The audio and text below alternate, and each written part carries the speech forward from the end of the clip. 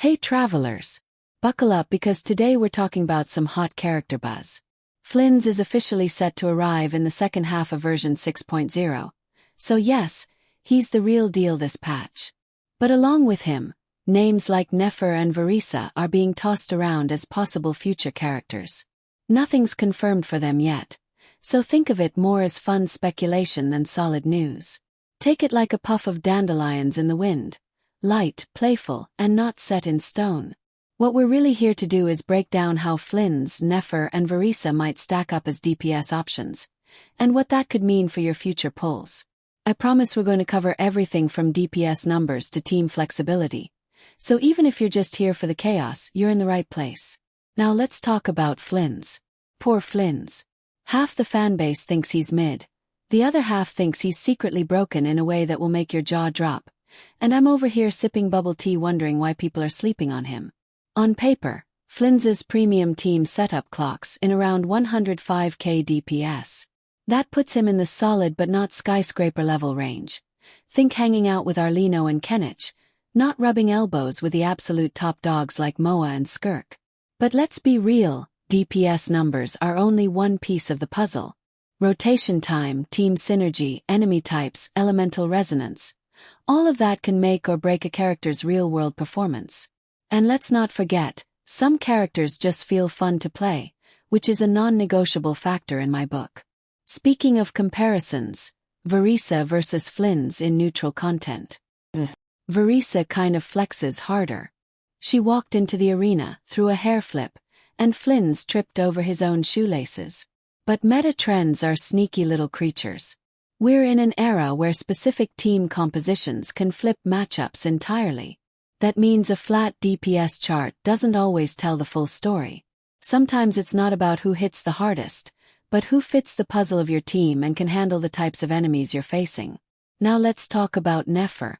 Oh boy, she's the wild card. Some calculations push her right up next to Skirk, others tone her down after adjustments. She's like that friend who RSVPs maybe to the party, shows up 3 hours late, but somehow becomes the life of the night. She's still in beta flux, so expectations are all over the place, and honestly that uncertainty is kind of exciting. We don't yet know exactly how she'll perform, but imagining the possibilities is half the fun of Genshin speculation. And let's not forget about cope teams, when you don't have premium 5-star supports and you're forced to improvise. Flins without Yelan or Kazuha. He loses a huge chunk of damage like someone stole half your pudding and didn't even apologize. Nefer without her best supports. Same story. Meanwhile, Varesa is glued to C6 Chevruus and C6 Iansan like they're her emotional support animals. That's a problem because C6 4-stars are harder to guarantee than 5-stars. Honestly, relying on expensive but predictable 5-stars sometimes feels safer than praying to the RNG gods for 6 copies of a 4-star. Team flexibility is also a huge consideration.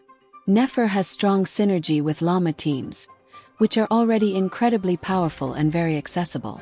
Varesa has some alternative setups too, but the downside is Nefer arguably loses more DPS when you pull her away from her dream team. Meanwhile, Flins's teams are relatively stable, and he doesn't demand niche setups. So while all 3 characters have their strengths, the ability to adapt to different team compositions is something to keep in mind before investing. Looking ahead, future character releases are going to stir the pot even more. Colombina, if released, could significantly boost Flins and Nefer's potential, reshaping the DPS hierarchy. Yoda, our possible Anemo upgrade, might enhance Flins's Kazuha slot, giving him even more burst potential. Nefer's flex position could also see big gains, but Varesa, well, she risks being left in the dust if future characters don't synergize well with her. So while she's strong now, she may need a little help to stay on top in the long run. Let's take a moment to talk about account value. Flins is surprisingly beginner-friendly. He's easy to play, doesn't hog contested supports, and can be effective without perfect team setups. Varesa, also comfy to play. You can brute force content with her if you're willing to invest. Nefer and Flins both shine with juicy C1s and weapons, while Varesa's C1 is kind of meh, though her weapon still hits like a truck. So when we talk vertical investment, you know where the bang for your buck is, and where you might need to work a little harder. Of course, there are downsides.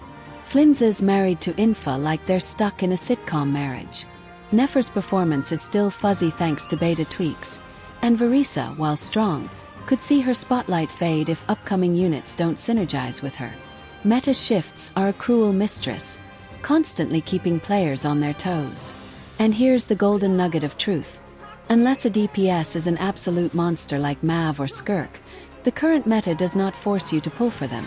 Instead, building up powerful supports like Yelan might be the smartest long-term investment, because supports can make your favorite DPS shine even if they're not top of the tier list. So if you love Flins, Nefer or Varesa, go for them. They're all viable, fun to play, and at the end of the day your enjoyment is what really matters. And that's the tea. Flins is locked in for the second half of 6.0, while Nefer and Varesa are still just whispers of what might come later. Whether they turn out busted or balanced, remember this. The meta shifts all the time, but your fun doesn't have to. Pull for the characters you vibe with, not just the ones topping some spreadsheet. If you enjoyed this little speculation ride, tap that like button, drop a comment telling me who you're most hyped for, and don't forget to subscribe for more Genshin fun. Until next time, may your 50/50s win, and may your artifacts never roll flat defense.